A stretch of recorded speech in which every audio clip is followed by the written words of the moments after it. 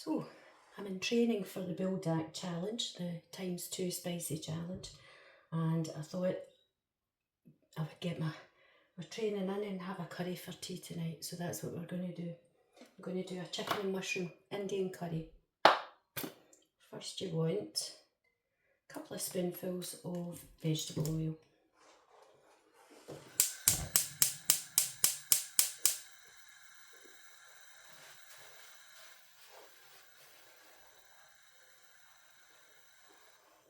A lot of people don't like using whole spices, but I do. So into that we're going to put some cardamom pods. I've got 4 pods here. It's important that you just burst them open before you put them in, because it's the little seeds in the pods that you're wanting to go into your curry. I've also got fennel seeds, which I've got a kind of aniseedy, licoricey flavour.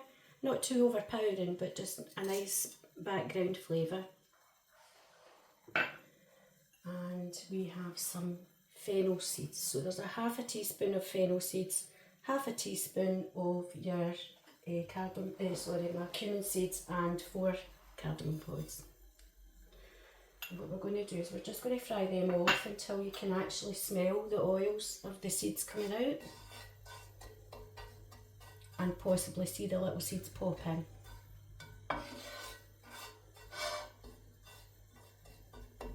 You can add cinnamon, you can add cloves. I tend to find them a bit overpowering for my taste.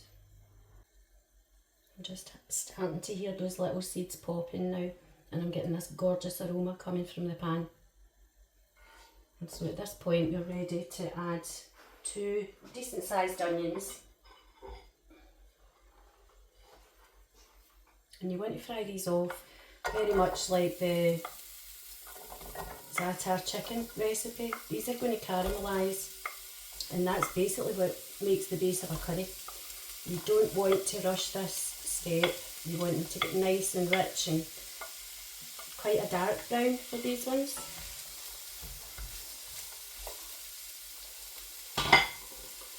Again, similar to the za'atar recipe, the way to get a really good caramelisation is to put some salt in beside your onions, just to draw that excess moisture out. And there's a teaspoon of salt in there. And we're basically just cooking this down on a fairly low to medium heat until your onions go that lovely sticky dark colour. We're almost there with the colour of the onions. As you can see, they're getting pretty dark. If you feel it's starting to get a bit sticky, don't put more oil in, just add a little splash of water. That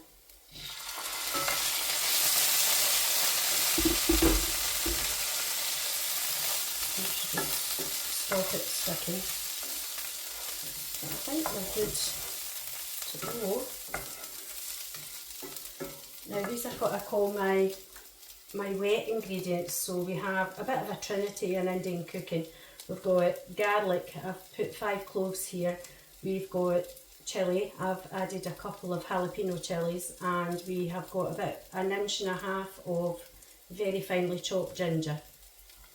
Just stick that in there and you're going to smell the aroma coming up pretty much straight away. It's lovely. Don't want to miss a bit.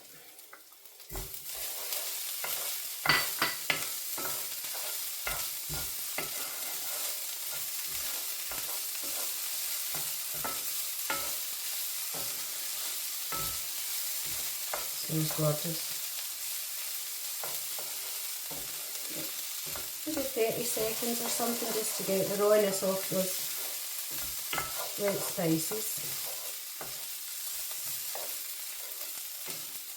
And again, if you feel it sticking, just add a little splash of water. Now I'm going to add my dry spices. So we have a half a teaspoonful of cumin, half a teaspoonful of turmeric, half a teaspoonful of dried coriander, and a tablespoonful of garam masala. And you just want to mix that through.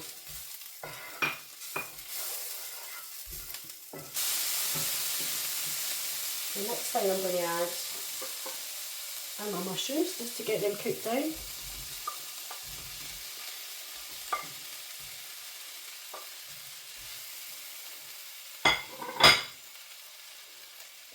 squeeze a lemon.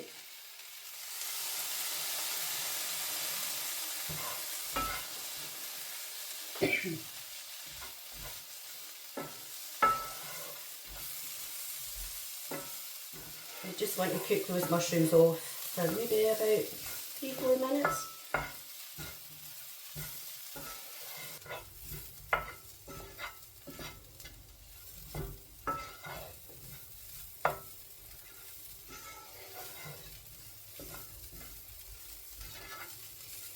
That'll do them. You just want them nicely coated in the spices in the pan. Now I've got 3 tomatoes here.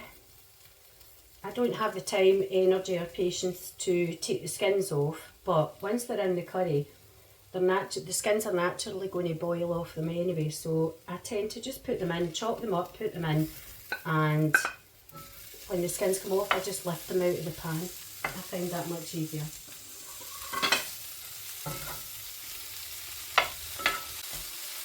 You can see that the tomatoes are just starting to soften, and at this point I'm going to bring, I've got 2 chicken breasts here that I've just sliced.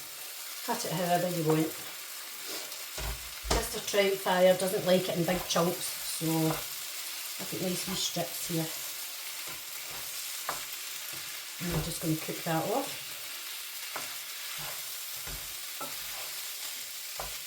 You could add any kind of veg to this. You can add peppers, you can even add potatoes, cauliflower, whatever. And I tend to use a very similar recipe for my vegetarian curries as well. I like to eat quite a lot of vegetarian food. A dal curry, lentils and chickpeas and things like that. So the same base would apply for that curry.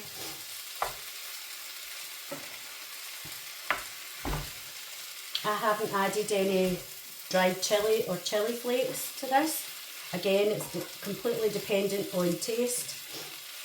I've got more tolerance for spice than Mr. Troutfire, so I just try and have a bit of a happy medium for his sake.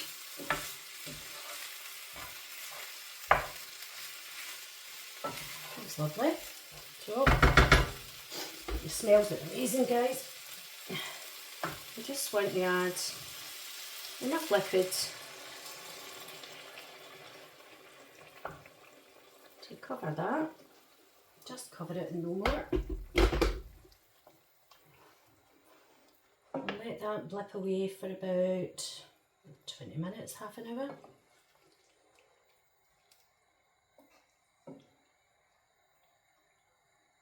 Perfect. See you in a bit.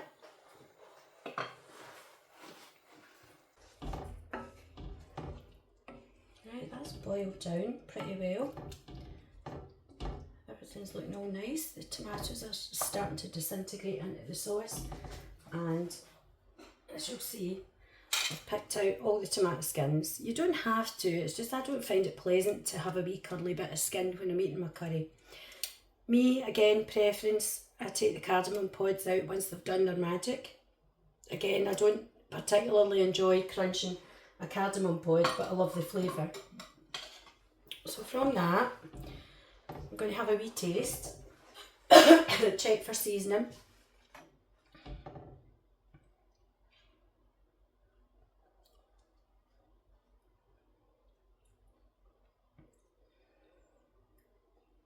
There's a tiny little bit of bitterness that can come from the whole spices, so I'm just going to add a tablespoon of light brown sugar. A lot of the Indian recipes and Asian recipes will ask for palm sugar, but on principle I don't use that because they tend to deforest palm groves to do that, and it's home to so many endangered species, particularly orangutans. So substitute always with light brown sugar. I'm not getting on my soapbox, but yeah, I kind of am.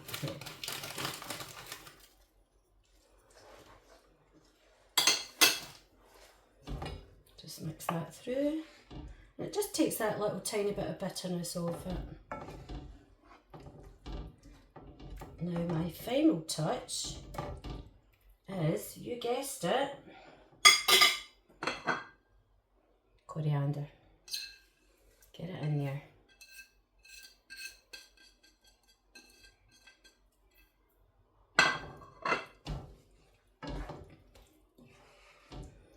Just mix that in.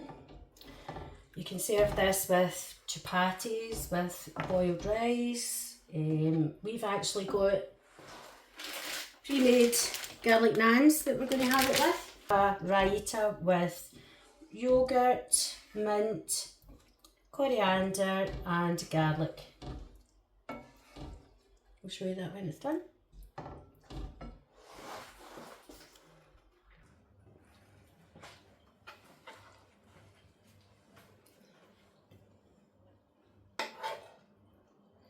So there we have it. This is Trout Fire's chicken and mushroom curry. With a yogurt raita with mint, lemon and coriander.